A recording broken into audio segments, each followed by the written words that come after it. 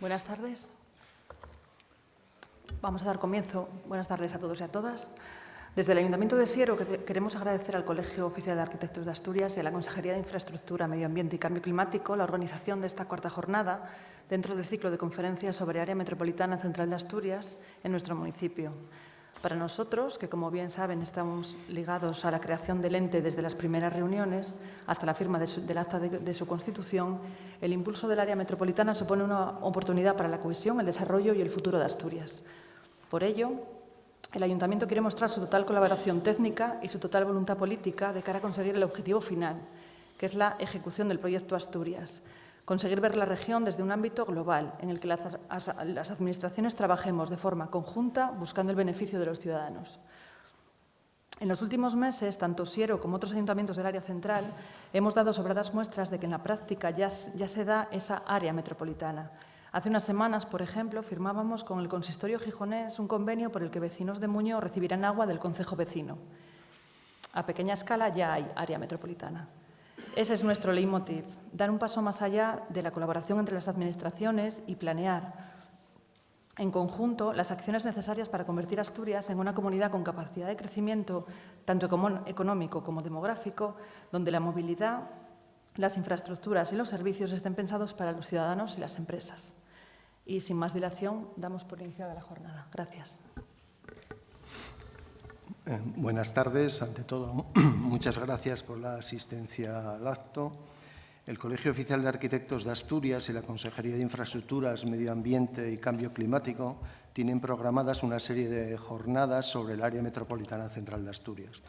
Esta es la cuarta jornada y me acompañan Ramón Fernández Rañada y Emilio Rico, ponentes, y Susana Madera, concejala de Urbanismo, a la que agradezco el saludo y las palabras que nos ha dirigido. En primer lugar me voy a presentar. Soy Jesús Menéndez, arquitecto. En este momento ejerzo como jefe de servicio de obras de la Consejería de Salud y represento al Colegio de Arquitectos como moderador en este acto. Gracias a todos los asistentes, concejala, diputados de la Junta General del Principado de Asturias, representante de la Delegación del Gobierno en Asturias, del Gobierno autonómico, representantes del Gobierno local y la Corporación municipal, representantes de la Universidad de Oviedo, de otros colegios profesionales, representantes sindicales, director de SADEI, asociaciones, compañeros y público en general. Gracias a todos por estar hoy aquí. Hace aproximadamente 3 años, el Colegio de Arquitectos y el Instituto de Estudios Asturianos RIDEA organizaron una serie de conferencias que, bajo la denominación de Problemas y Oportunidades Territoriales de Oviedo y del Área Central de Asturias, teniendo en cuenta casi por explosión centrífuga el resto de Asturias, o sea, las Salas o lo que es la región metropolitana, fueron el inicio del debate posterior que a lo largo de estos años se ha mantenido sobre la configuración del área metropolitana central de Asturias y que nosotros, como arquitectos, trasladamos a lo que denominamos Proyecto Asturias y que, por tanto, tiene efectos para toda la región. En el Colegio de Arquitectos, el inicio del debate se produce con anterioridad, a raíz de la publicación para información pública del avance de las directrices subregionales del área central. Se constata una cierta inquietud de algunos profesionales en que dicho documento solo incidía parcialmente en el fondo y contenido del enunciado y que volvía a repetir esquemas que habían sido inútiles o estaban obsoletos y aportaban muy poco a la realidad territorial. Desde estas reuniones previas también creíamos que el colegio no podía entrar en el debate en solitario, de ahí surge la necesidad de involucrar otras disciplinas y autores con un conocimiento profundo de la realidad asturiana, geógrafos, economistas, urbanistas, etcétera, porque desde casi el principio creíamos que, por la configuración uniprovincial de Asturias como comunidad autónoma, la creación o desarrollo del área metropolitana central de Asturias iba ligada a los proyectos, ya sea por su ubicación o por el efecto deslizante de los mismos que afecta a todo el territorio asturiano. Las conferencias que se desarrollaron hasta la primavera de 2017 evidenciaron que el área metropolitana de Asturias es una realidad territorial que casi todos los agentes sociales y políticos creen que debe impulsarse como tal, y en algunos casos se hace referencia a la dependencia a ese desarrollo como uno de los principales objetivos y retos de nuestra comunidad. Nosotros sí entendemos que la configuración del área metropolitana central de Asturias en el marco del proyecto Asturias es un objetivo transversal tanto para el Gobierno del Principado y, por tanto, ya decíamos en el año 2017 que debía ser liderado por su presidente, como para los propios ayuntamientos en las competencias que les son propias, trasladando también ese mismo objetivo transversal al resto de agentes sociales, empresarios, sindicatos, asociaciones, ya que incidirán de manera directa en el futuro de la comunidad. No voy a entrar en los detalles de la bonanza de la que estamos hablando, ya evidenciados en algunos casos en otras ponencias de estas jornadas, el reto demográfico, la situación socioeconómica de la región o la última sobre movilidad y accesibilidad. En todas ellas se puso de manifiesto casi la obligatoriedad de transformar el debate existente y la primera configuración del área metropolitana central de Asturias, protocolo firmado, por cierto, en este concejo de Siero, siendo ese protocolo un brote que todavía tiene un color excesivamente blanco, todavía no ha llegado al verde y vemos que su crecimiento es lento. Y la indiscutible realidad territorial del área metropolitana para convertirla en un elemento configurador y transformador que no solo quede en un conjunto de planes, sino que sea capaz de crear los proyectos con la necesaria transversalidad, tanto territorial como de intereses, ya que el ciudadano en muchos casos no quiere discernir ni de lo uno ni del otro. Nos acompañan para esta sesión Ramón Fernández Rañada, arquitecto, maestro de profesionales del urbanismo y de la ordenación territorial, que trasciende del entorno de los arquitectos a otras disciplinas, y Emilio Rico, biólogo, que siempre nos ilustra con el aspecto más importante del territorio, que es el propio territorio y del que en muchas ocasiones nos olvidamos. Esta cuarta jornada tiene por título Los espacios naturales y agrarios. Voy a hacer una breve reseña a modo de introducción de las ponencias. Siempre hemos entendido que la ciudad, los entornos urbanos, sobre todo aquellos que tienen futuro, es porque son complejos. La actividad diversa, las relaciones, la estructura, la historia, el propio diseño, el ciudadano que la habita crean una realidad que nos permite la convivencia en unos ciertos límites de libertad. Sin embargo, el acercamiento más profesional al resto del territorio casi siempre lo hemos dejado o bien de lado, era el resto, o bien el acercamiento era demasiado simple con una calificación reduccionista y que en muchas ocasiones no tienen que ver con la realidad. Esos espacios libres, en este momento, en algunos casos espacios disponibles, en otros casos espacios urbanísticos en expectativa o con actividades no excesivamente relevantes, ya no están ocupados de la manera tradicional. Mayoritariamente lo hacemos de otra manera, con otra forma de relacionarnos con ese entorno. Sin embargo, ese territorio creo que tiene que cobrar un protagonismo que hasta este momento no ha tenido. La ubicación en muchos casos expansiva por la expulsión del centro de las ciudades, de las estructuras urbanas e industriales en el área central, deja libre otras estructuras territoriales, espacios cualificados que no podemos permitirnos dejar solo en expectativa o con actividades residuales y con un progresivo deterioro de su paisaje y de las condiciones medioambientales a preservar. En el estudio detallado del territorio afloran también leyes propias que se deben conocer. Son las estructuras básicas de los territorios que deben evidenciarse no solo para preservar y para mejorar nuestra relación con ese entorno, sino para incorporarlo como un elemento de múltiples actividades y que en algún caso puede parecer novedoso, pero que sin embargo es nuestro desconocimiento el que lo simplifica.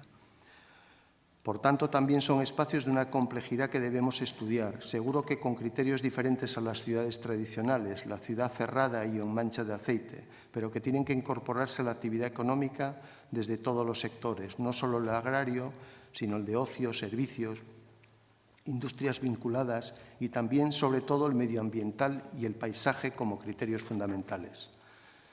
Sabemos que en este momento seguro que no podemos permitirnos prescindir de los espacios libres. Conocemos que atenúan los problemas medioambientales serios que tenemos. Es un territorio que nos permitirá corregir actuaciones que hoy leemos como incorrectas, los bordes de los entornos urbanos e industriales que nos han dejado en muchos casos con nuevas murallas en las ciudades y son limitadoras de la accesibilidad. Son espacios que se deben incorporar a los criterios de la movilidad más sostenible, a las estructuras históricas existentes, controlar el residencial extensivo en el territorio, etcétera, etcétera.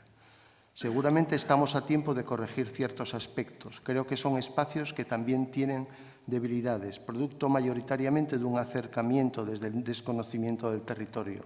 La fragilidad paisajística, la ocupación indiscriminada residencial unifamiliar alentada por la permisividad urbanística del incorrecto entendimiento y, en algunos casos, definición de los núcleos rurales en la legislación, las infraestructuras que son ajenas también a esas lecturas con conocimiento del territorio, entre otros. Tampoco se nos puede escapar, seguramente, entender lo que han supuesto los cambios sociales, de costumbres, la manera de ocupar el espacio libre, la temporalidad en algunos casos de los residentes o la no dependencia económica de los habitantes de los propios recursos agrarios. Es, por tanto, un territorio que debemos estudiar y, en algunos casos, explorar y proyectar en su conjunto. Porque, en definitiva, de lo que se trata, y de manera urgente, es de aprovechar la conformación de la nueva ciudad de este siglo, herencia del pasado, creando un territorio más complejo desde el conocimiento del mismo para enfrentarnos lo antes posible al cambio climático, a la transición energética, y para ello, qué mejor que ir más allá de la protección exclusiva y desvinculada del resto de entornos o de las propuestas de actividades no sostenibles que se están implantando, proponiendo proyectos en detrimento de los planes, lo que venimos a denominar Proyecto Asturias. Bien, para hablarnos de estos espacios libres, como ya he comentado, está con nosotros Ramón Fernández Rañada y Emilio Rico. Son autores de un trabajo que no ha sido difundido, el Plan Territorial Especial del Sistema General de los Espacios Libres del Área Central de Asturias. En primer lugar, intervendrá Emilio Rico, que es natural de Trevías, biólogo, consultor y auditor ambiental de larga trayectoria, gerente de la empresa Tema 3, que fundó en 1981, especialista en cartografía de vegetación y análisis ambientales. Fotógrafo, autor de documentales y exposiciones para centro de visitantes, ha escrito e ilustrado varios libros y cuadernos divulgativos. En planeamiento ha trabajado principalmente con el arquitecto Ramón Rañada. Entre sus colaboraciones más recientes destaca el Plan Territorial de Suelo No Urbanizable de Costas de Asturias y el Plan Territorial Especial de los Espacios Libres del Área Central de Asturias. Actualmente forma parte del equipo encargado de la revisión del Plan General de Ordenación de Oviedo, en compañía también del arquitecto Víctor García Oviedo. En su currículum hay planes de ordenación del territorio, de gestión de espacios de la Red Natura 2000, de residuos, de manejo de especies protegidas, muchos estudios de impacto, entre otros el del funicular a Bulnes, proyectos ambientales, censos de fauna, campañas de control de aves urbanas, etc. Ocasionalmente imparte docencia en cursos especializados. Por favor. Muy bien, muchas gracias. Bueno, pues no sé si se oye bien. Muchas gracias a todos por su asistencia, muchas gracias al Colegio Oficial de Arquitectos por invitarme a participar en este ciclo. Muchas gracias también por invitar a un biólogo, que no es cosa habitual. Nunca pensé que tuviera yo que compartir una intervención con un especialista en planeamiento de la talla de Ramón Rañada, pero bueno, así son las cosas y ya que estamos, pues tengo que ver la manera de desarrollarlo lo más brevemente posible para darle tiempo a él a la parte más sesuda, que es la que va a desarrollar. Mi intervención necesito aclarar esto un minuto, porque estoy viendo que tengo... ¿Cómo puedo disminuir esto un poco? Porque me estoy comiendo parte del... Parte de lo que tienes aquí, ¿no? Sí, pero ¿cómo puedo disminuir esta parte de la...? A ver, Mónica, ¿puedes echarme una mano? Es que me está comiendo buena parte del... A ver, necesito ver toda esta parte que no la veo. Ahí. Esto es, pero no veo. Lo tenemos que poner en la otra vista para que lo veas. ¿Tiene que ser en la otra? Sí. Bueno, Puedes. esto no lo habíamos previsto. Pues nada, dale. Te cambio la otra. Sí. Dale.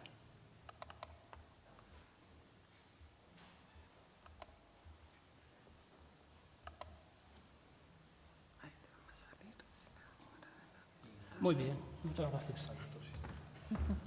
A ver, disculpen el problema técnico.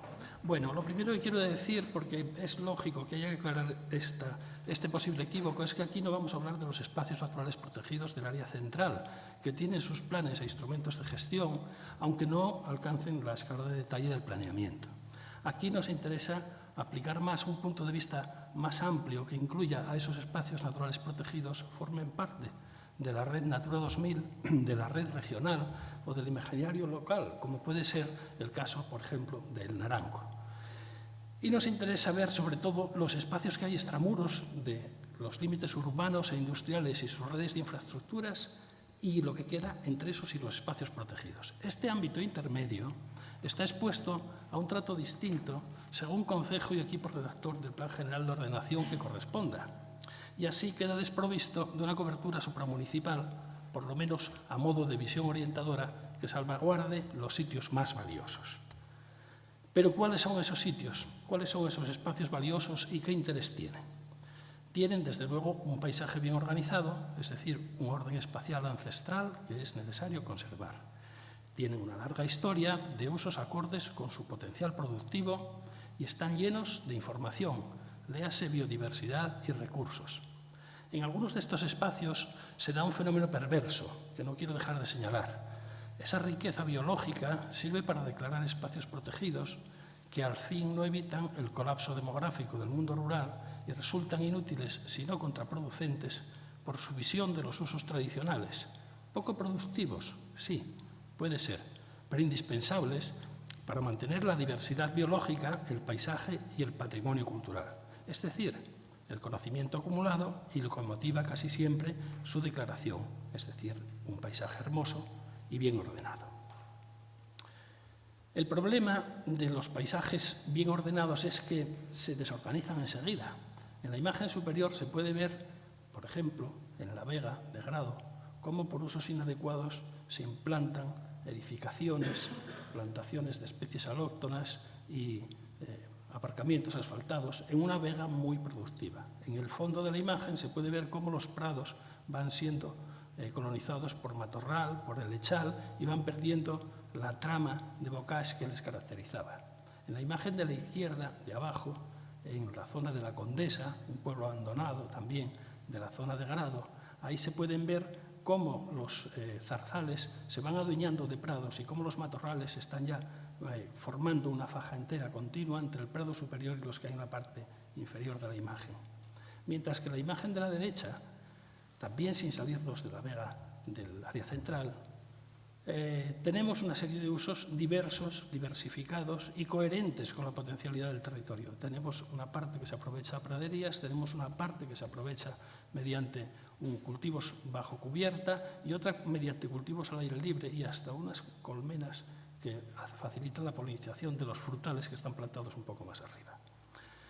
El problema es si es posible evitar o detener estos procesos. Pues yo no estoy muy seguro, porque el problema es multifactorial y abarca causas tan dispares como el envejecimiento de la población, el abandono del campo y la crisis de un modelo de crecimiento urbano-industrial que se pretendió imparable, indiscutible y que al fin y a la postre resultó ser insostenible. Tengo que insistir, porque algunos estamos en la corriente del insistencialismo, en que aunque lo urbano-industrial domina la mayor parte de Asturias, el área central es rural, agropecuaria y forestal. Quiero decir que aunque sea preeminente el perfil urbano-industrial, la mayor parte, incluso en el área central, es, como digo, rural, agropecuaria y forestal. Digo también que el paisaje no es el telón de fondo de la escena urbana e industrial, que tiene una dinámica compleja y que esa dinámica aquí depende de un manejo secular, porque eso que se llama naturaleza, aquí son paisajes culturales, no me cansaré de repetirlo. Están hechos por el hombre, manejando con cuidado el fuego y los animales. Y si esto no se tiene presente en todo momento, no se podrá conformar un área metropolitana central. ¿Cómo se explica esto? Que tengamos esta riqueza. Bien, este esquema creo que es bastante claro. El interés de los paisajes culturales se debe a la riqueza biológica privilegiada que tiene España y Asturias sobremanera. Esta riqueza biológica no se explica sin la larga historia agrocultural de sus varios pobladores, como bien pudieron y pusieron de relieve ecólogos de la categoría de Bernaldez o de Montserrat. Esa riqueza biológica es fruto de tres flechas que se deben a la posición, que son la posición geográfica, la variedad de climas y la propia historia biogeográfica, y da lugar, en nuestro caso, por incorporación tardía de la agricultura española al proceso de modernización, a que conservemos una riqueza biológica y ecológica sin igual, en Asturias particularmente. Bien, esta incorporación tardía lo que dio lugar son a movimientos migratorios que llevan al despoblamiento y abandono de las zonas más rezagadas y a la concentración de la población en las más productivas.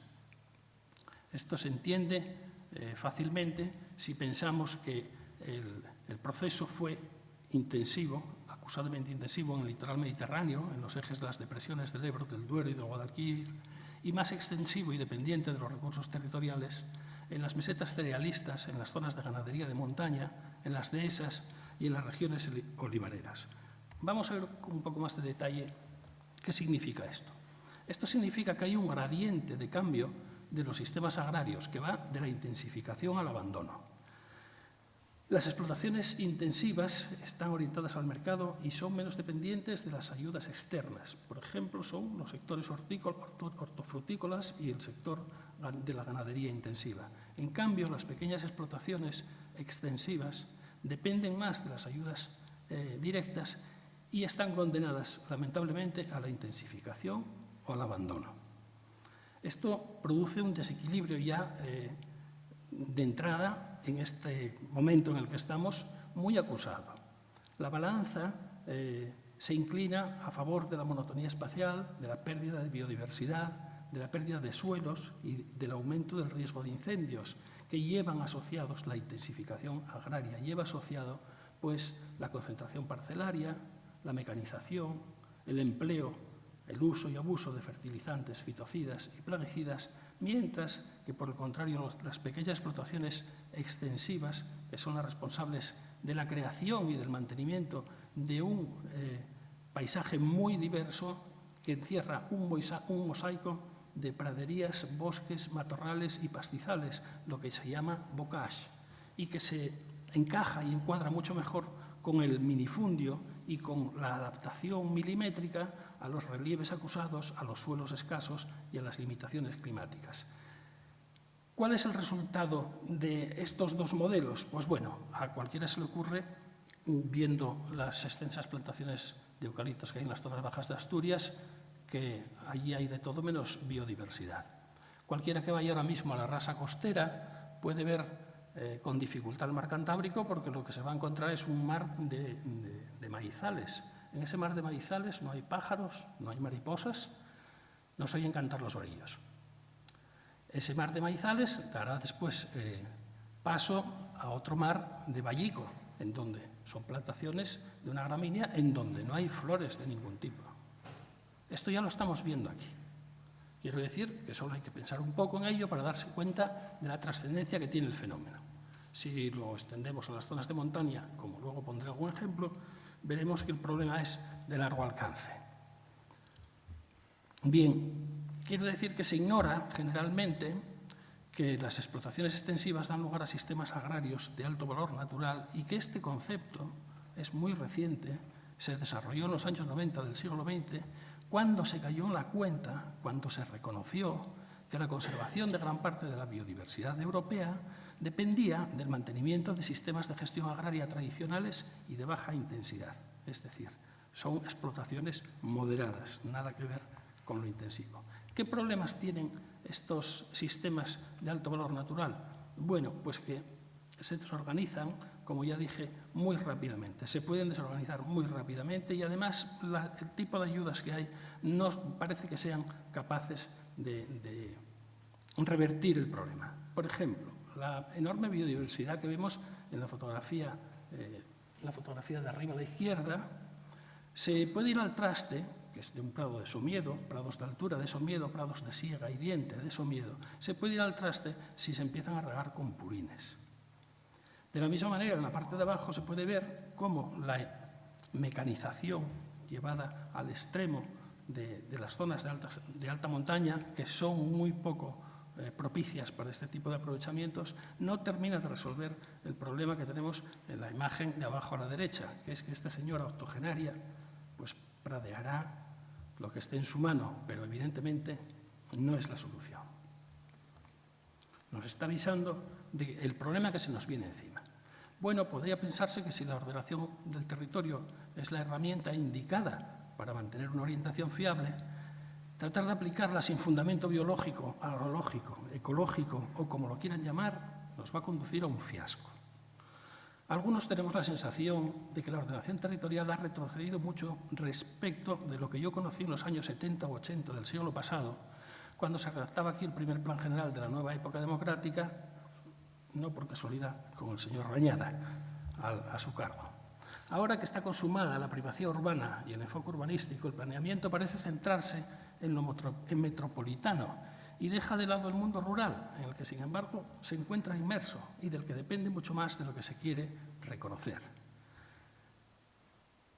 Sí, la ordenación del territorio es un conjunto de funciones o tensiones que van desde la técnica administrativa a la disciplina urbanística, a la científica y a la política. Y esto, si se hace bien, da como resultado un desarrollo regional equilibrado, siempre y cuando haya una organización física del espacio con un principio rector. Este principio rector yo defiendo que el más adecuado para el caso en el que estamos es el punto de vista agroecológico. Y voy a explicar muy brevemente las ventajas, o dejar expuestas las ventajas que tiene.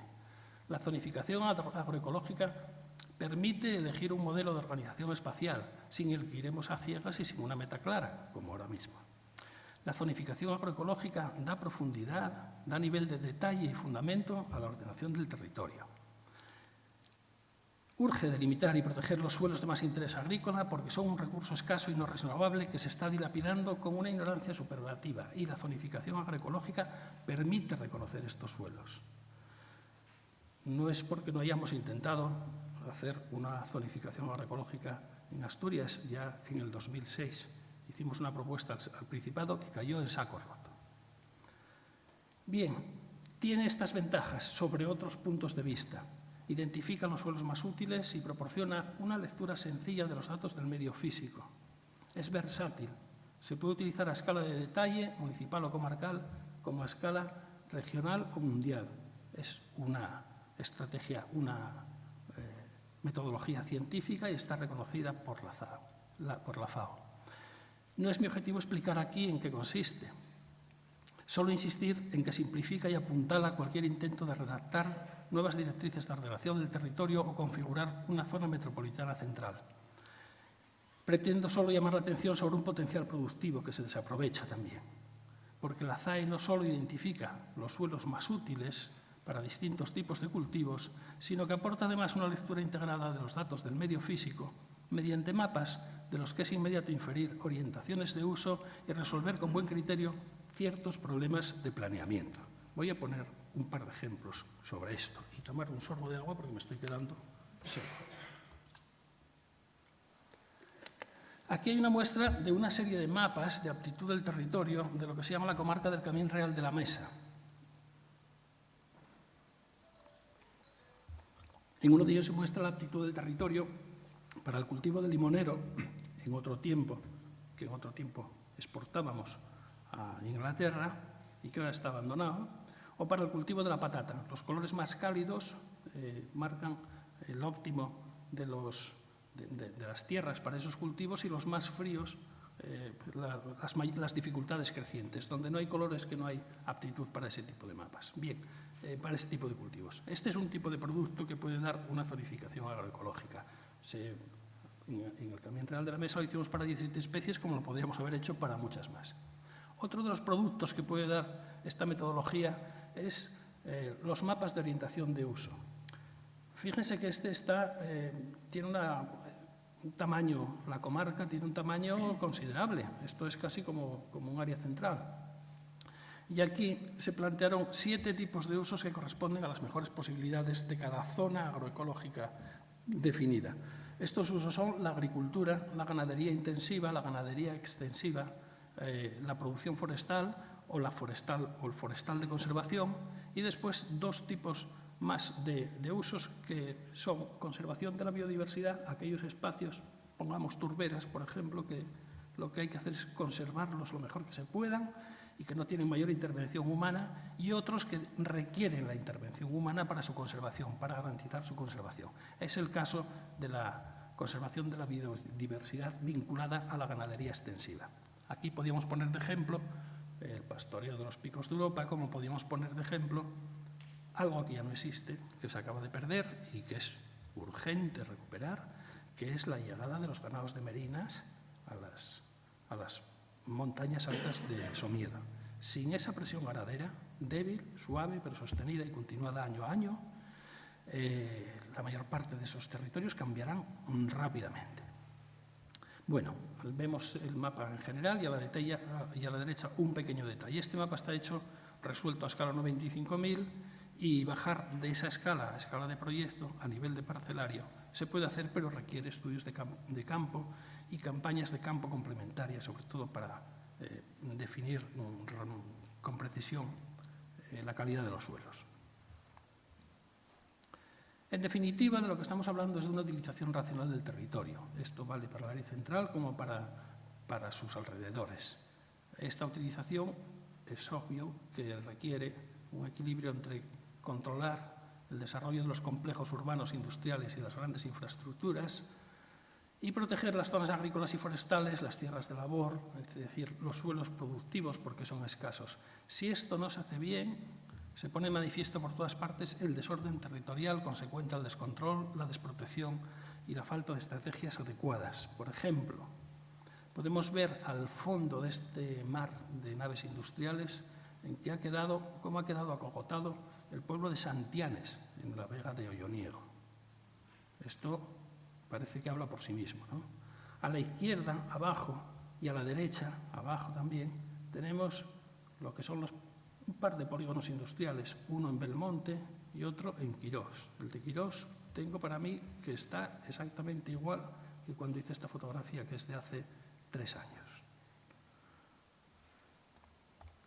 Asuntos de más calado pueden ser la Zalia, 100 hectáreas en la fase 1 y 34 millones de euros en eso que se llama urbanizar. Sin embargo, y están previstas 400 hectáreas, 4 kilómetros cuadrados. Sin embargo, lo que tenemos aquí ahora mismo es un verdadero vivero de una planta invasora de las más agresivas que conocemos. Hace 2 años, con mi colega Fernández Ceballos, calculamos cuánto costaría eliminar esa extensión de plantas. Llegamos a una cifra final de 1 millón de euros. Ahora seguro que cuesta más. Y hay que tener en cuenta que en el Ayuntamiento de Gijón está prohibido el uso del glifosato, que es básicamente el herbicida más eficaz que se conoce para contener esta planta. Bueno, estas son las cosas. Se entiende que la organización del territorio está sujeta a tensiones que vienen desde frentes muy distintos, que van desde los poderes de decisión institucionales hasta los poderes de decisión individuales, que entra en juego el rigor de los estudios prospectivos, tanto como las peculiaridades de los sistemas administrativos y de la diversidad de condiciones socioeconómicas y medioambientales de cada caso. De ahí que conseguir la utilización racional del territorio y cumplir los objetivos generales de la ordenación del territorio que están marcados en el Fondo Europeo Agrícola de Desarrollo Rural, como el Plan de Desarrollo Rural de Asturias, sea complicado. Yo no digo que sea fácil. El quid de la cuestión, sin embargo, está ahí. Y es aquí, insisto, donde el punto de vista agroecológico resulta más útil, completo y ventajoso que otros. Bueno, a falta de una zonificación agroecológica de Asturias, o al menos de su área central, que habría simplificado mucho las cosas, se planteó desde otro punto de vista, con motivo de un trabajo de revisión de las directrices de ordenación territorial encargado a Luis Felipe Teixidor, la conveniencia de hacer un plan territorial de los espacios libres para el área central. La ambición del planteamiento iba desde la indefinición de los límites geográficos y administrativos hasta la mención de las TIC, las tecnologías de la información y la comunicación. Estas nuevas tecnologías que eran como un TIC, como un apóstrofe que había que poner en aquel tiempo a cualquier planteamiento que se hiciera. También se incluye la conservación de los usos agrarios y el paisaje y el ocio y disfrute de la población.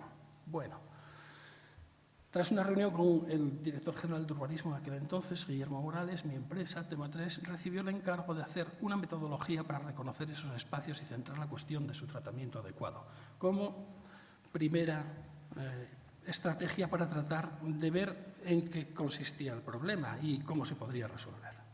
Cumplido el encargo, se sacó a concurso el correspondiente Plan Territorial Especial. Lo ganamos y empezamos a trabajar de acuerdo con el esquema metodológico que está expuesto, que está a la vista, y que seguimos en líneas generales con las variaciones lógicas que la información disponible y el correr de los plazos fueron imponiendo. Porque al cabo del tiempo, si algo aprendí de los distintos trabajos en que colaboré con Ramón Rañada, es que el planeamiento se va haciendo a paso y de la mejor manera posible en cada caso.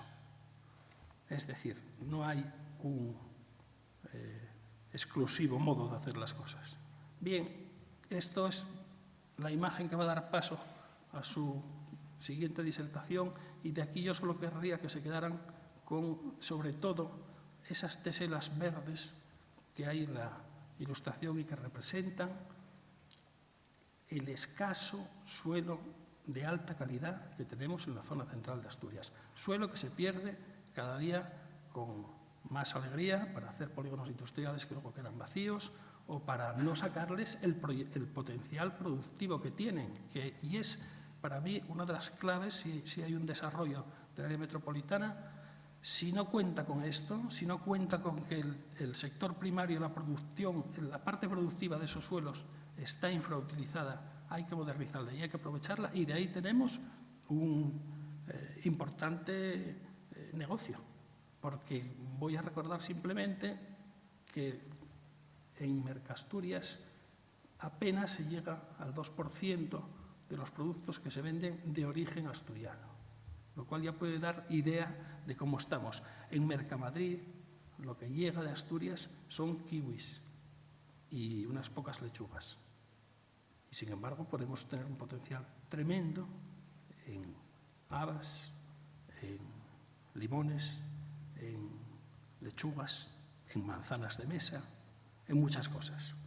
Con esto voy terminando. Simplemente dejo estas frases del director de la FAO para que cada uno lea y reflexione como quiera, y únicamente recordar otras de las oportunidades perdidas, aparte de este factor de productividad que tenemos desaprovechado, con este plan territorial de los espacios libres del área central, donde habíamos cartografiado y dejado con detalle de escala de 1:5000 los suelos más productivos, allí quedaron en la consejería, se perdió la oportunidad de declararlos protegidos en el año 2015 y hacer un homenaje al Año Internacional del Suelo, lo cual hubiera sido un acontecimiento.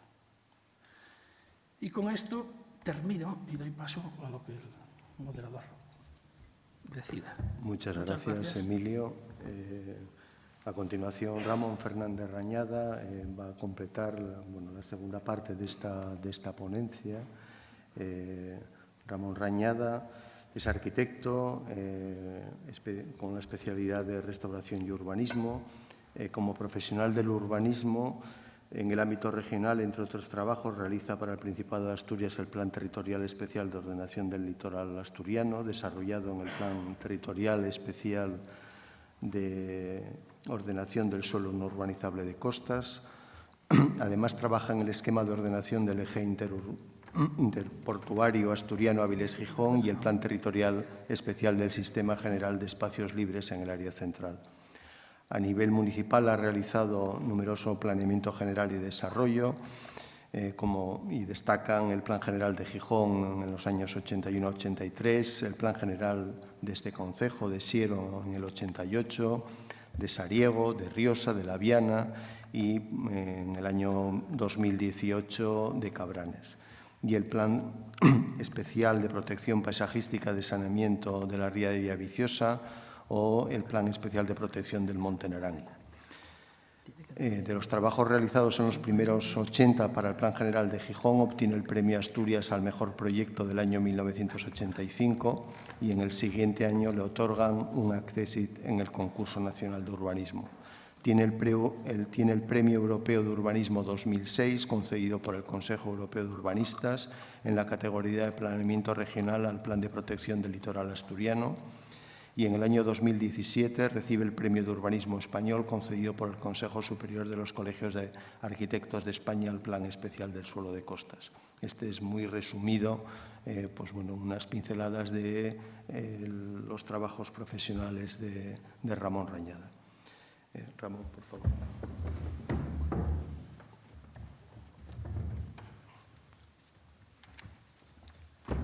¿Cómo se puso al principio? Solo tienes que darle a la tecla.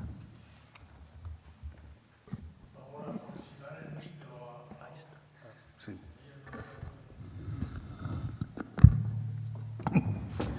¿Se oye? ¿En la parte trasera también? Bien. ¿Cómo funciona esto?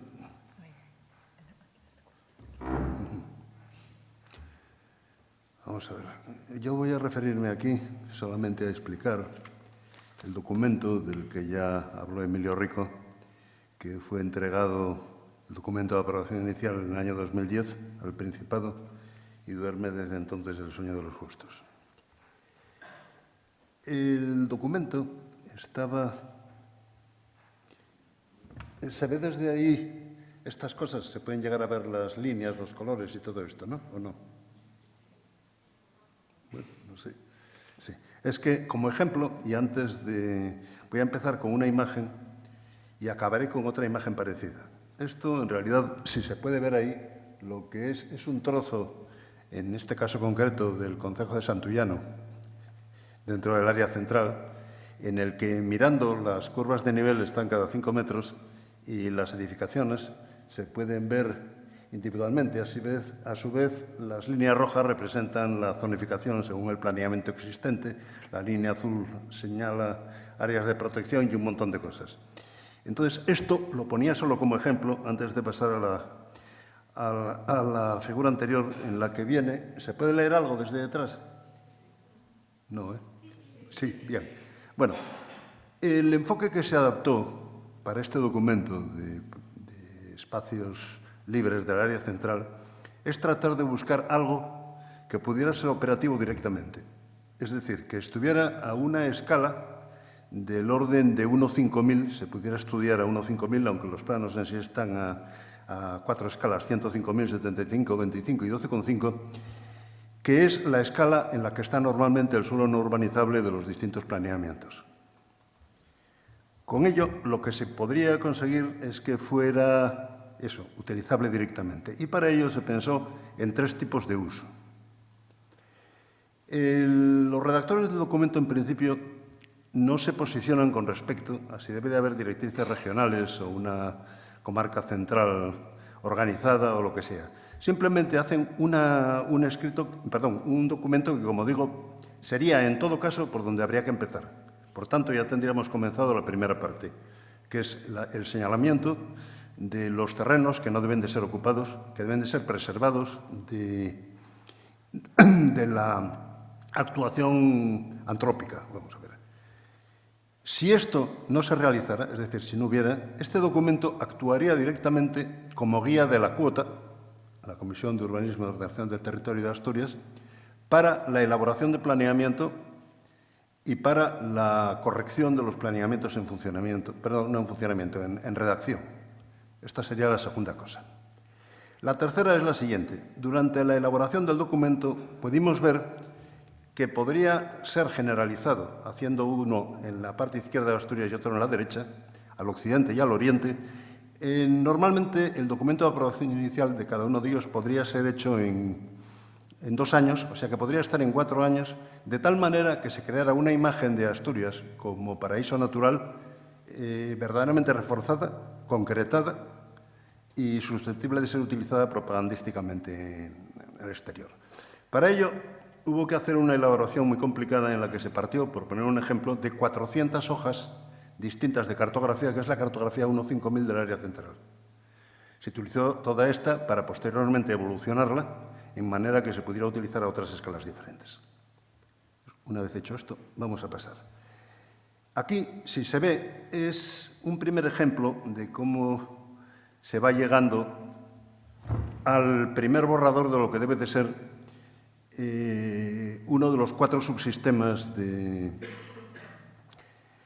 terreno a ser conservado y preservado, ¿no? Este sería simplemente aquel que por características fisiográficas y por su propia historia puede ser mantenido así. El segundo sería lo de los espacios de interés comunitario que hay dentro. El tercero sería lo de las áreas de interés agrológico. El cuarto, el de las áreas inundables, que deben de ser preservadas. Y una vez fundido todo, se acabaría llegando a un documento conjunto que podría ser utilizado para guía. En este primero, lo que se ve es simplemente un parcelario. Y en él se ve una enorme variación entre las dimensiones de las parcelas. En particular, son todas minifundistas, pero repentinamente aparecen marcadas con unas Cs en azul, unas grandes superficies sin parcelar. En general son terrenos muy poco antropizados. Y vamos al siguiente.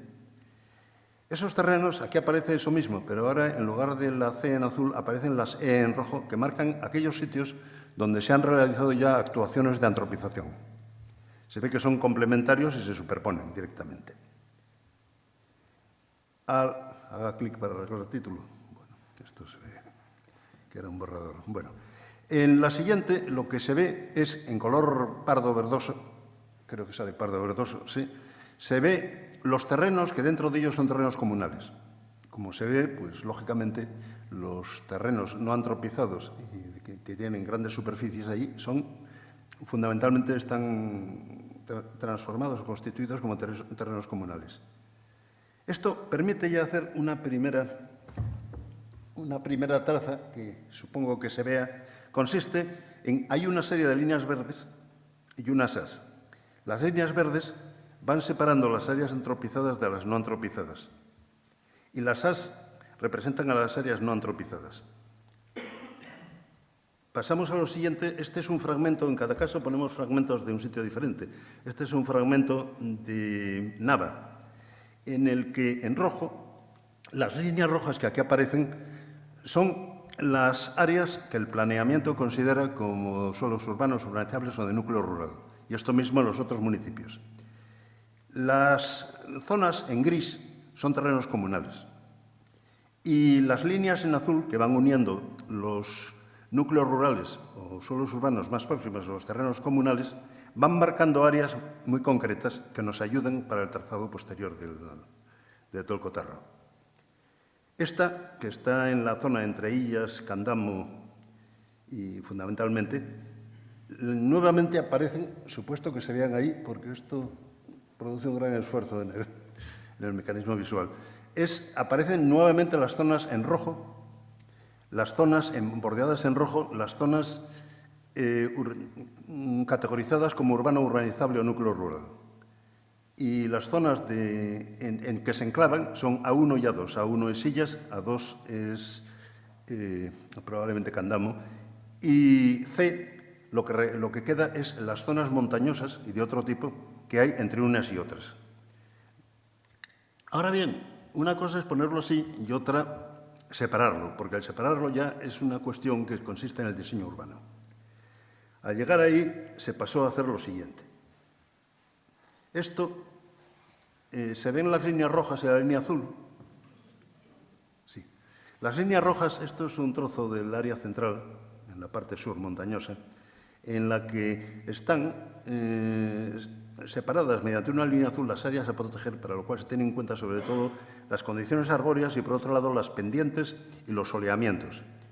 Los núcleos categorizados como núcleos rurales aparecen en rojo. Aquí lo que no se puede es marcar con un... No debe de haber. Bueno, entonces, esto mismo si pasamos a la figura siguiente, esta es la misma figura. En amarillo están los pueblos que veíamos antes. Lo que representa el castaño, las zonas en blanco, hay una retícula hecha con ordenador, y las zonas en blanco son zonas que tienen menos del 35% de pendiente. Las zonas a partir de ahí tienen más del 35% cuando es pardo claro y más del 50% cuando es rojo. Entonces, estas cosas simples se van utilizando, unidas a las primeras en todo el territorio, para hacer finalmente una delimitación de aquellas zonas que realmente deben de ser separadas y preservadas del crecimiento urbano, trópico. Aquí aparece otra que nuevamente tengo que llamar la atención para ver si se ve el azul y el rojo, que representa un pueblo en el que está dentro de una zona generalmente protegida. Pero, sin embargo, este poblamiento hay que conservarlo, está antropizado, y al mismo tiempo hay que señalar unas áreas que permitan que el ayuntamiento respectivo sepa que se están conservando sus posibilidades de crecimiento, que es una de las cosas a la que luego me referiré que se tiene en cuenta en todo esto. Entonces, se ve que la línea azul va separando zonas normalmente de pradería, que están próximas y que dejan una capacidad suficiente para esto. Entonces, pasamos al siguiente subsistema que hay que tener en cuenta. Este primero vale para hacerse una idea inicial de esto. No sé si se ve ahí suficientemente que esto es un plano de la zona central de Asturias. Más que nada hay una mancha blanca en la parte de arriba que es un pico del Cabo Peñas. Entonces, este es un plano con los hábitats de interés comunitario y que dentro de lo que yo sé es lo más preciso que hay en España sobre estos hábitats que, según una directiva 9243 de la CEE, deben de ser protegidos. Están marcados en blanco y se ve que hay una gran cantidad de ellos por ahí puestos, muy diversos, y como luego veremos, representados con muy poco detalle. En la siguiente foto es lo mismo, pero cogiendo solamente un trozo. Las zonas en blanco, que tienen, aquí no se ve, pero tienen una numeración cada una de ellas y van vinculados a una especificación en que se dice lo que son, pues son las zonas que deberían de ser protegidas. Observen que hay un montón de cosas que parecen virus del ébola, pero en realidad lo que son es simplemente ríos, cauces fluviales en los cuales hay siempre cuestiones que deben de ser conservadas. Al pasar a la página siguiente vemos el problema que tienen estos planes, que es que utilizan escalas que no son escalas urbanísticas y no son útiles nada más que para saber que hay algo por ahí. Esta que ves ahí está sacado de Cabranes y marca la banda blanca, es una de las bandas que aquí veríamos representando los ríos. Y luego la parte verde, la parte roja nuevamente son núcleos rurales. Y la parte verde lo que representa es lo que realmente hay que proteger, que no coincide ni por asomo con lo que viene marcado en eso, sino que, es decir, en algunos sitios se sale, en otros no, etcétera, etcétera. Esto es lo que exige un trabajo para llegar a enterarse de qué es lo que hay que proteger y lo que no. Esto viene en esta siguiente página. Lo que está en verde claro, que hay masas en verde claro que tienen cada una de ellas un número, pero que aquí no creo que se pueda ver, son precisamente esos mismos hábitats de interés comunitario. Y las líneas rojas representan nuevamente las zonas ya urbanizadas. Pues es así. Urbanizadas, digo, en sentido jurídico-administrativo, es decir, que no son solo urbano, urbanizable o de núcleo rural. Y la línea azul es la línea que finalmente se utiliza para separar las zonas a conservar de las que no son a conservar. Aquí finalmente se dice cómo al final, el resultado final una vez medido es que el 90% de las áreas destinadas así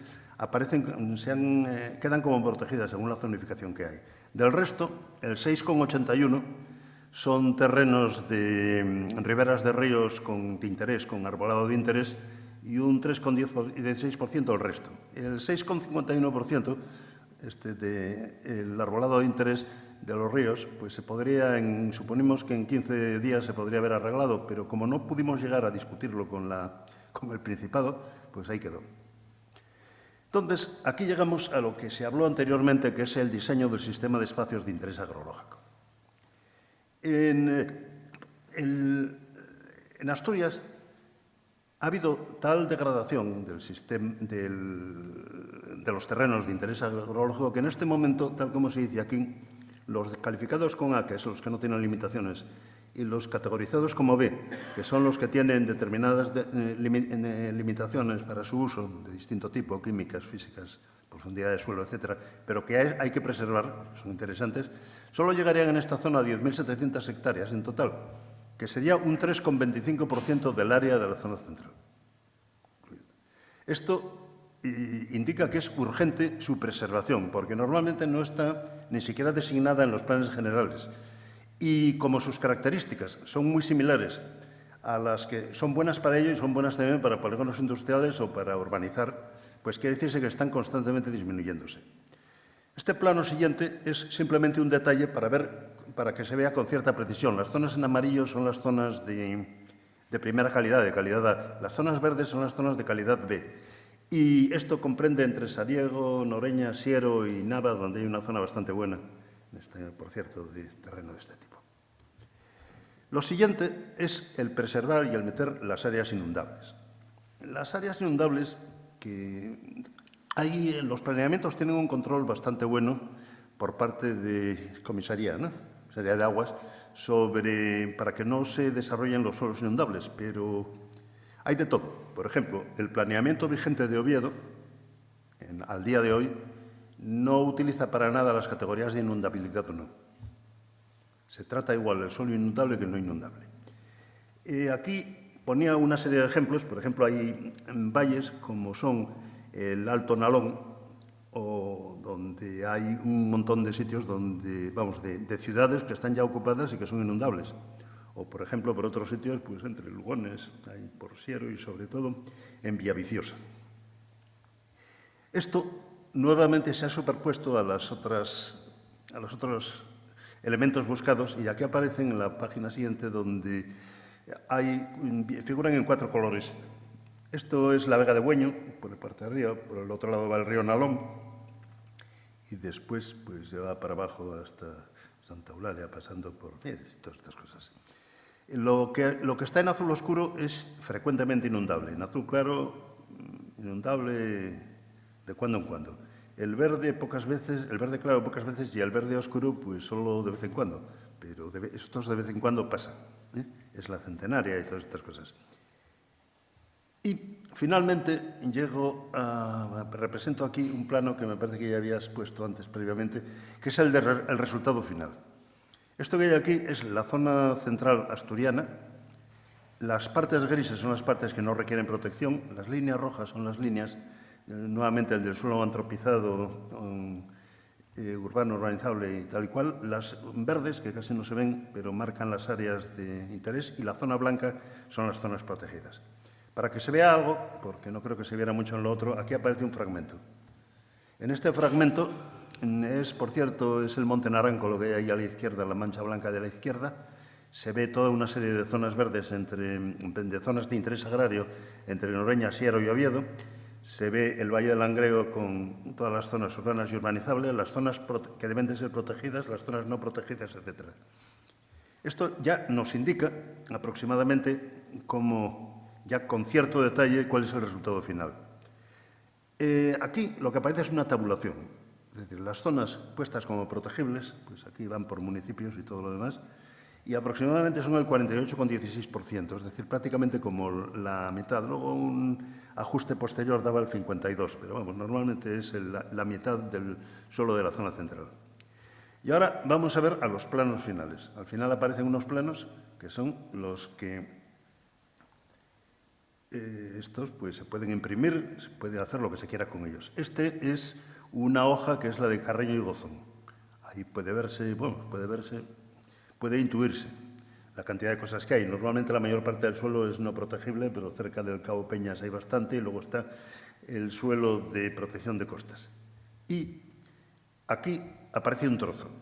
En este trozo, pues supongo que se puede ver perlora por la parte de arriba, el suelo protegible de blanco señalado con una línea azul es el suelo de protección de costas. Las líneas verdes blancas que hay ahí representan suelo de interés agrario de los valles de Carreño.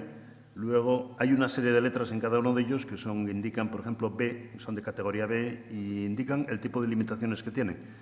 supongo que no se puede leer por ahí, pero vamos, la Q es limitaciones de tipo químico, las F de tipo físico, las X de profundidad de suelo, etcétera, etcétera. Entonces, esto está hecho y podría ser utilizado para las tres cosas a las que me referí. Con esto yo creo que acabo.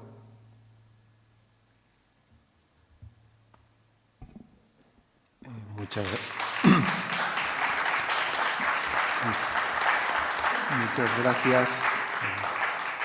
gracias, Ramón. Si queréis hacer alguna observación, Emilio, algún comentario general. Bueno, yo creo que a continuación pasamos a preguntas, reflexiones, comentarios que por parte de ustedes puedan hacer sobre el tema que nos ocupa, que es el tratamiento, el estudio o todos los espacios libres que tenemos para gestionar dentro de lo que es el área central y, por supuesto, de toda Asturias, ¿no? ¿Cuál es el tratamiento que podemos hacer sobre ellos? Entonces, bueno, les invito a participar no solamente ya en preguntas a los ponentes, sino en reflexiones o comentarios que quieran hacer. Enrique. Es una cosa brevísima. Un eslogan que suelo decir cuando me provocan. Y ahora, como me han provocado, lo digo. Asturias, paraíso natural, infierno burocrático. Ese es mi eslogan. Es decir, hay un material que nos acaban de enseñar los dos ponentes de mojar pan, es decir, un análisis, bueno, que desde luego debía ser el arranque de muchas más cosas, pero hay una planilla guardada en un cajón competentísimamente, seriamente desarrollada profesionalmente y que yace en un cajón. Esto es como para levantarnos todos y marcharnos, es decir, no sé de qué diablos estamos hablando, o que hay que estudiar, o que hay que proyectar, o que hay que diseñar, cuando un trabajo de este mérito, pero sobre todo el mérito no, de esta utilidad, es decir, una planilla de cómo debería ser la base del área metropolitana de Asturias, o como diablos se llame, entonces eso yace en un cajón. No ha tenido aprobación inicial, no ha tenido la menor inspiración en lo que se haga después. Entonces, simplemente, pues no sé, yo no sé si debemos marcharnos y dedicarnos a otra cosa, quiero decir. Esto es, o sea, una piedra de molino atada a los pies y nos tiran al agua. Es decir, esto, pues simplemente no funciona. Entonces, es muy oportuno que esto vuelva, por lo menos a la pantalla, a la gran pantalla, cuando se está hablando de área metropolitana. Es decir, si todo lo que se hace en adelante sobre el área metropolitana, gobernanzas, reuniones, consejos, no sé qué, no parte de esto tendrá sus defectos seguro, como todos los tenemos, pero es una base que simplemente se ha ignorado.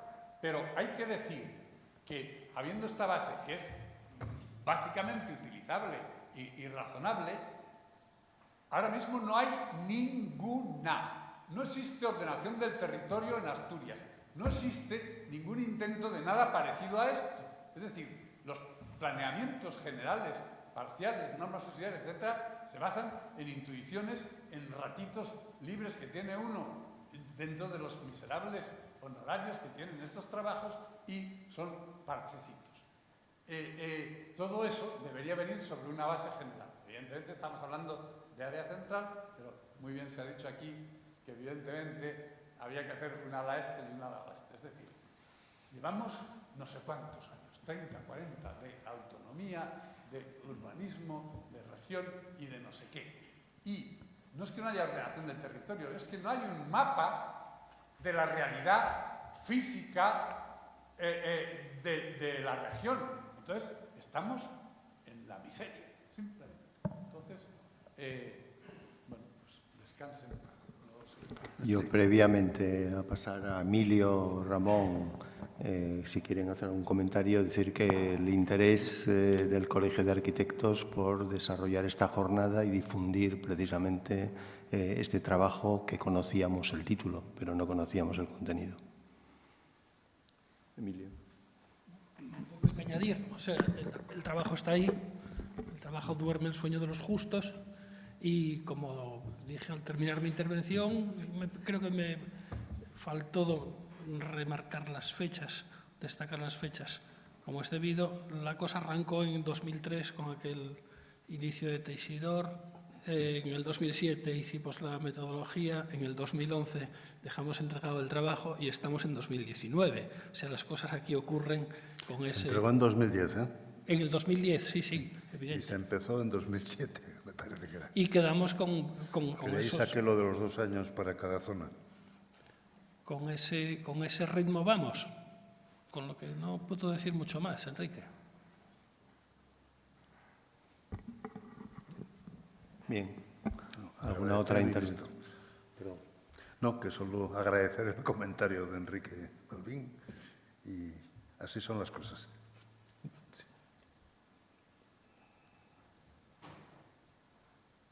Sonia.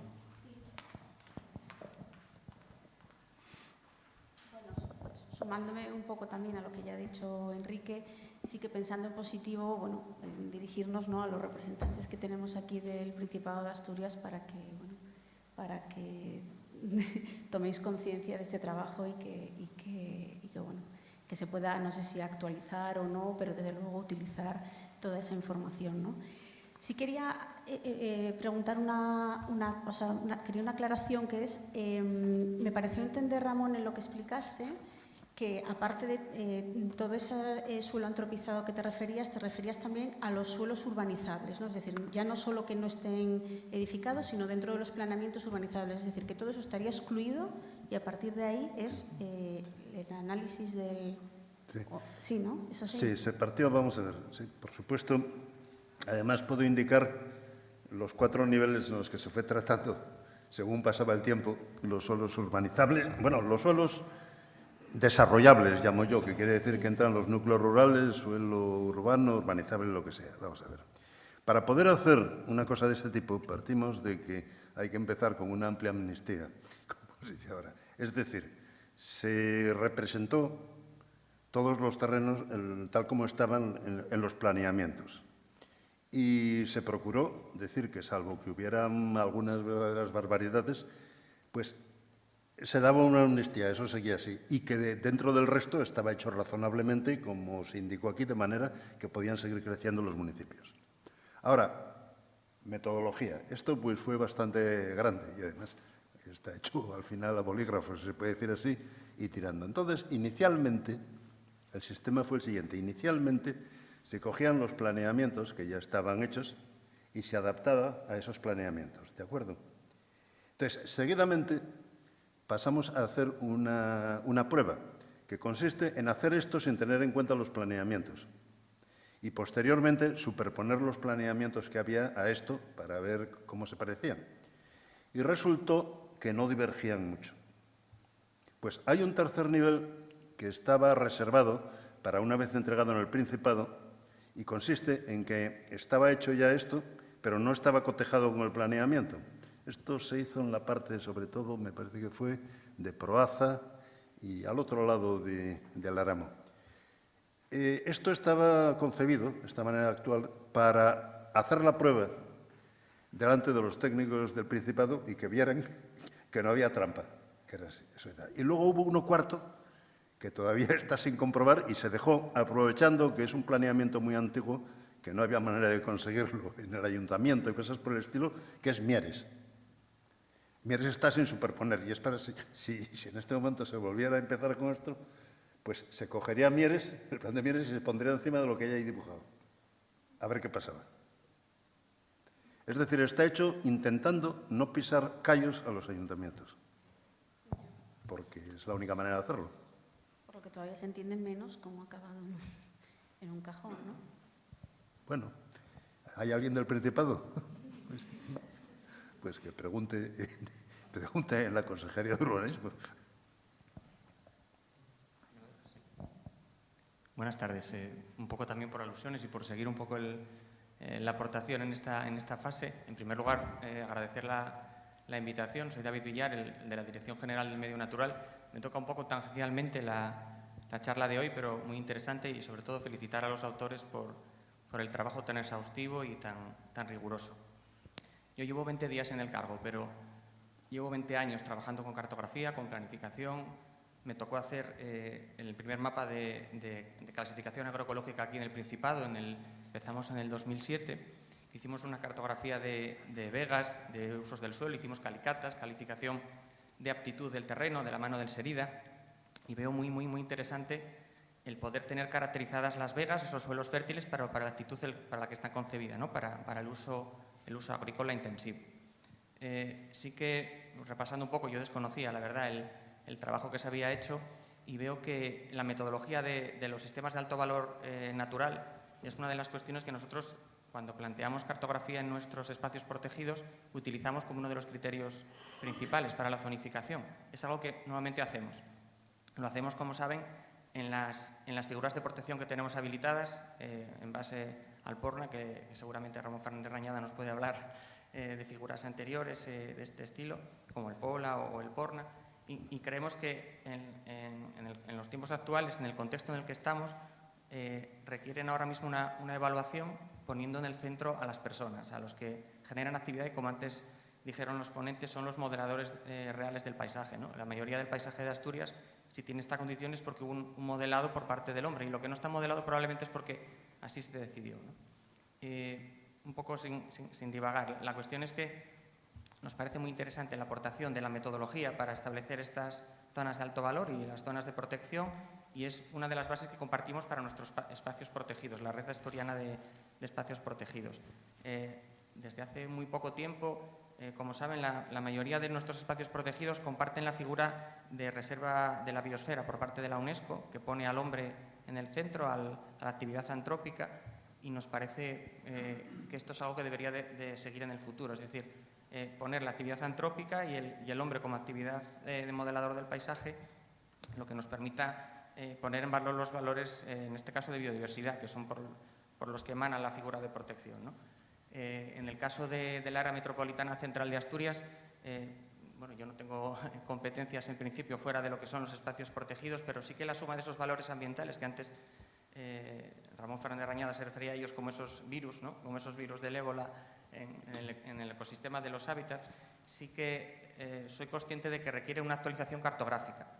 Como antes decía Ramón, es verdad que están hechos a 1,50.000 y que no soportan una carga de escala a 1,5.000.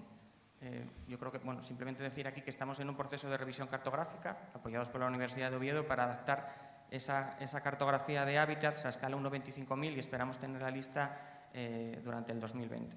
O sea que aportaremos nuestro granito de arena también para que esa cartografía de alto valor se base también en la cartografía de hábitats con una cartografía adecuada, con una escala adecuada. Bueno, un poco más. Yo felicitar de nuevo a los autores y tomamos nota un poco de la metodología y de la validez del trabajo. Y también decir que en estos 20 años que llevo trabajando han quedado muchos trabajos también en cajones y, bueno, se la vi. O sea, tampoco hay que rasgarse las vestiduras desde mi punto de vista. No digo en detrimento del valor de ninguno de los trabajos, que nos ha tocado a todos hacer esto. Y, bueno, entiendo que es parte de lo que tenemos que hacer el trabajo de la mejor manera posible y confiar en que sirva de base para trabajos posteriores. Gracias.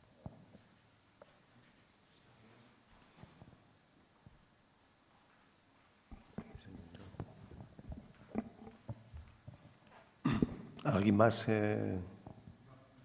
Yo no estaba lamentando que no se utilizara el trabajo de estos señores por ellos, porque quedaran frustrados. Estaba lamentando porque Asturias no utiliza un material que es utilísimo. Es decir, estos señores me parecen secundarios en este caso. Quiero decir, que tengan la frustración, lo lamento mucho. Efectivamente, esa la compartimos mucho más. Pero el que ese material, que es imprescindible para diseñar el territorio, es lo que me parece sangrante. Y una pequeña anotación más. Efectivamente, aquí estamos en un territorio exagerado. Deberíamos, o sea, todo esto es un disparate.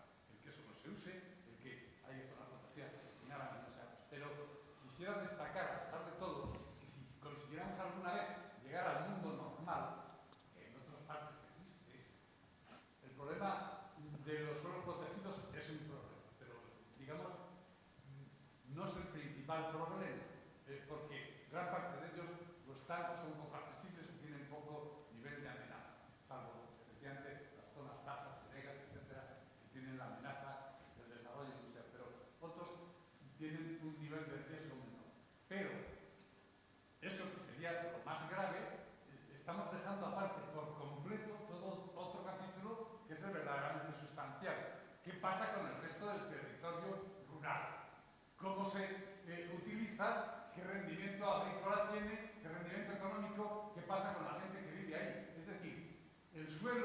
rural en Asturias se llama no urbanizable, señores.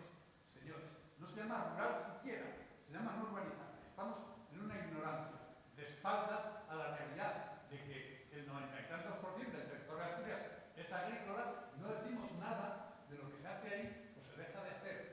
No es que no digamos, sino que no está potenciado, organizado. Pero debemos preocuparnos mucho más, entiendo, de lo que pasa en el territorio normal, en el no protegido, en el no paisajístico, y qué está pasando en un territorio abandonado.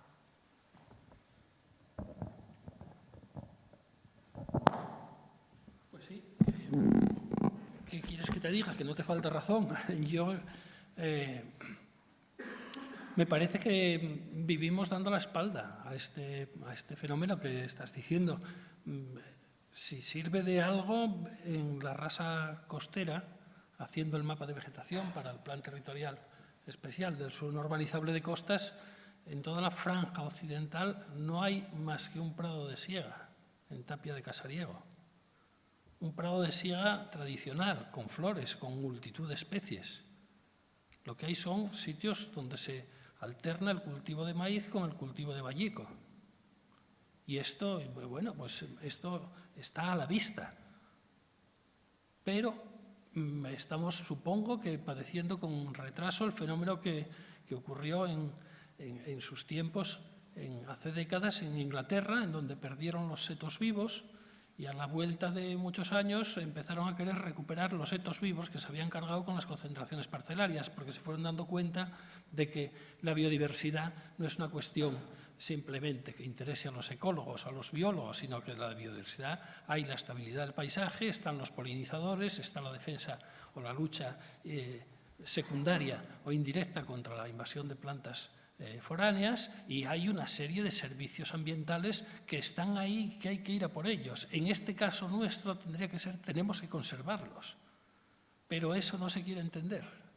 No se quiere entender, sobre todo fuera de lo que son los espacios naturales protegidos. Es decir, que hay mucho más que los espacios naturales protegidos, evidentemente, y eso es lo que está en verdadero riesgo de desaparición, porque a lo que estamos abocados es a esa intensificación que aquí no se produce debido al minifundio en grandes golpes, pero sí por agregación. O sea, el abandono de los prados conduce a las plantaciones de eucaliptos, a pequeñas plantaciones que en sí mismas tienen muy poco sentido productivo, en términos de rentabilidad económica, me refiero, pero por agregación terminan copando el territorio. Y eso se puede ver muy fácilmente pues en Monteareo, se puede ver en todo el occidente de Asturias, en cuanto te vas un poco hacia el interior, en cuanto empiezan a aparecer los primeros relieves montañosos. Y eso hay que decir también que tiene un riesgo añadido, que es el de los incendios, que con el cambio climático que ya tenemos encima, pues vamos a tener cada día más riesgo de tener grandes incendios forestales que arrasen toda la masa y que no se acaban hasta que se agota el combustible. Es decir, que no hay medios tampoco para luchar contra ellos, fruto en parte del cambio climático. Es decir, que el potencial del incendio alcanza unas dimensiones tal que es que ni el agua lo para, porque modifican las condiciones del clima local. Es decir, quiero decir el agua de lluvia, que aquí hasta la fecha teníamos la ventaja de tener un régimen de precipitaciones que nos daba o nos ayudaba a tener el paisaje que tenemos, pero eso está cambiando, como cualquiera puede darse cuenta. Sobre todo en Occidente. Sobre todo en Occidente. Sí, claro. Y en Galicia. O sea, toda la parte que está hacia el Atlántico, independientemente de la pluviometría que tenga, durante el verano tienen una época determinada en que es tan seca como Málaga. Es así.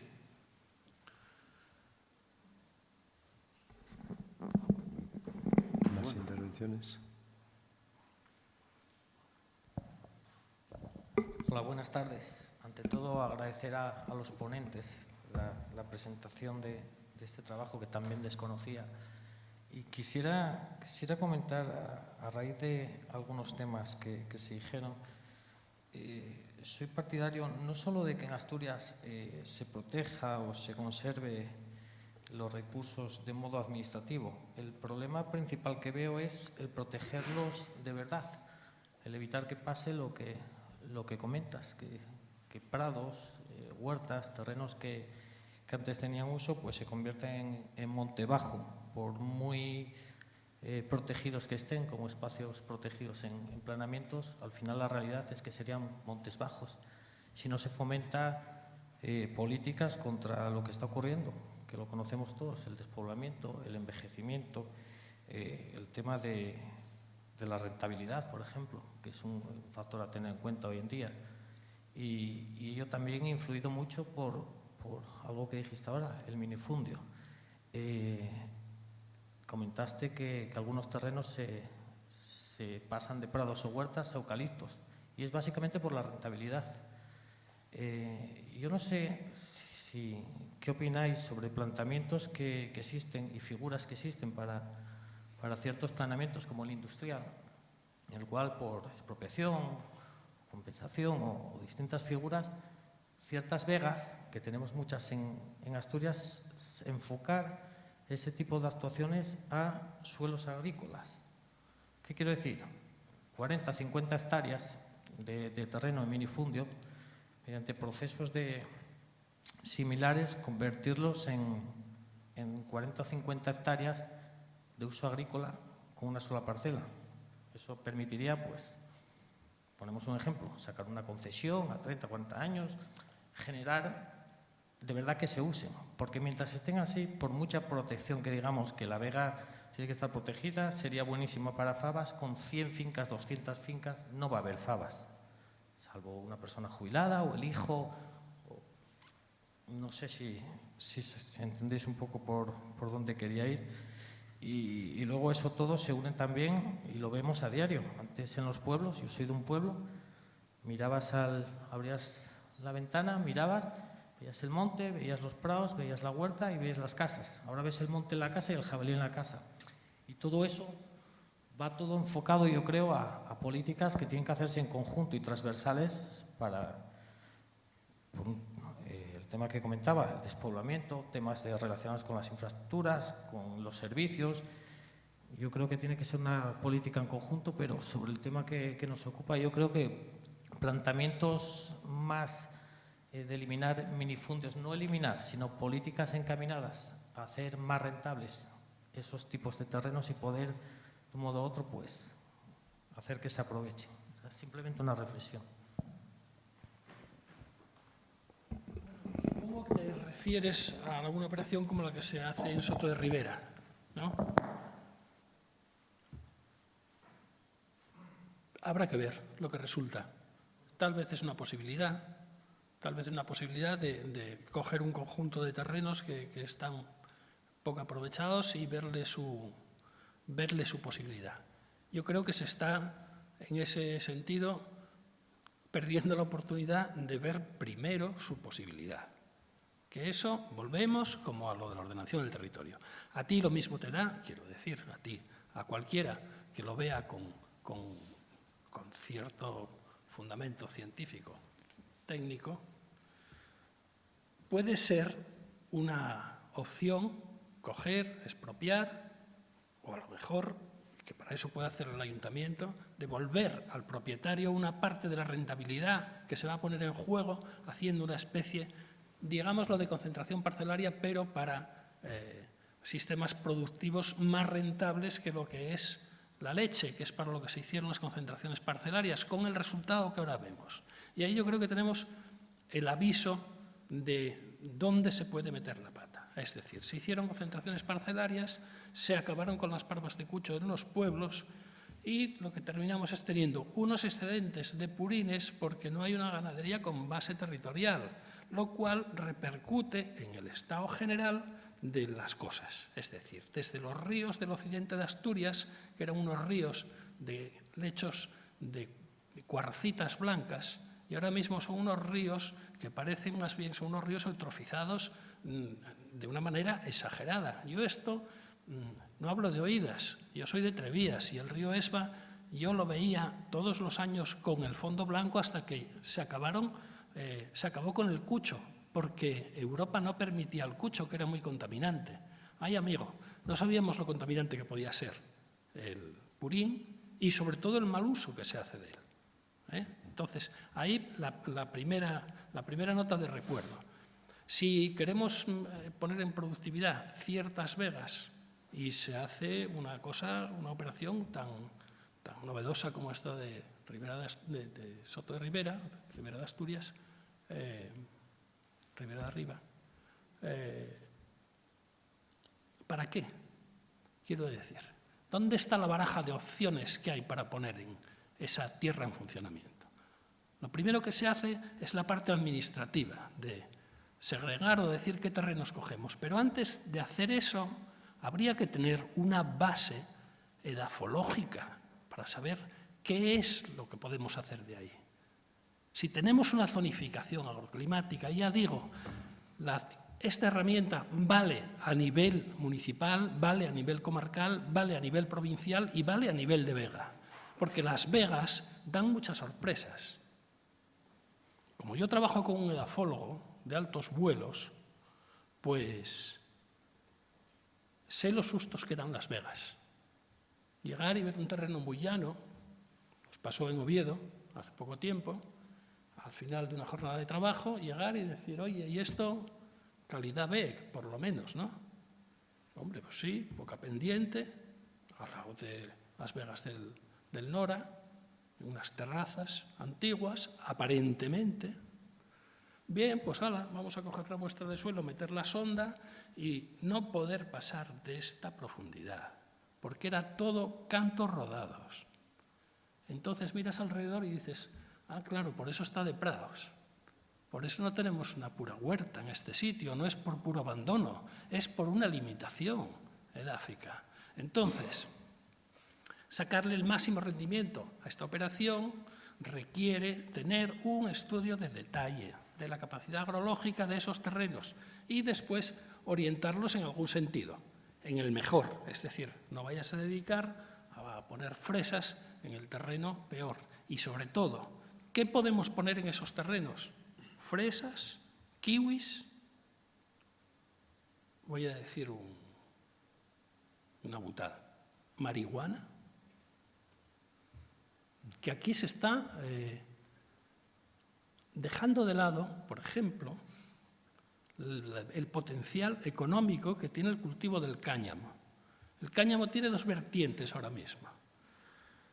Tiene una vertiente como productor de biomasa con un rendimiento elevadísimo y tiene otra vertiente como productor de aceite de cáñamo no psicotrópico, y para eso hay un decreto, ya no me acuerdo cuál es, pero vamos, aquí hay un decreto en el que se autorizan una docena de variedades seleccionadas de cáñamo que dan lugar a que se pueda extraer de él un aceite de uso medicinal que está en boga ahora mismo en la vertiente mediterránea, en Mallorca, en Baleares. Los americanos están aprovechando tierras en desuso para plantar cáñamo con este destino. Eso lo digo como un monocultivo que tiene sus datos de rendimiento económico. Pero antes de entrar en los monocultivos, porque los monocultivos tienen a la postre el problema del riesgo de las plagas y el riesgo de las enfermedades, debería de empezar las cosas por el principio. O sea, qué patrón edafológico tenemos, qué condiciones climáticas tenemos, qué riesgos de inundación tenemos y qué es lo que podemos poner en cada sitio. Y esto permite, hacer una representación y un análisis de la vega. Yo lancé una propuesta al señor alcalde, que no sé si llegó a sus manos, pero estoy esperando respuesta todavía, a ver si alguien entiende qué es lo que estamos proponiendo o lo que se puede hacer. Pero de esto también pasan años, quiero decir que esto ya lo hice en el 2015 y estamos en el 2019. Entonces, para mí la cuestión es clara, Sobre todo, además, hay que diversificar. Tenemos las vegas bajas del Nalón dedicadas a kiwi única y exclusivamente. Y bueno, pues es una posibilidad, pero hay más, claro que hay más. No sé si con esto aclaro tu o completo tu reflexión. Bien. ¿Alguna intervención? ¿Alguna intervención más?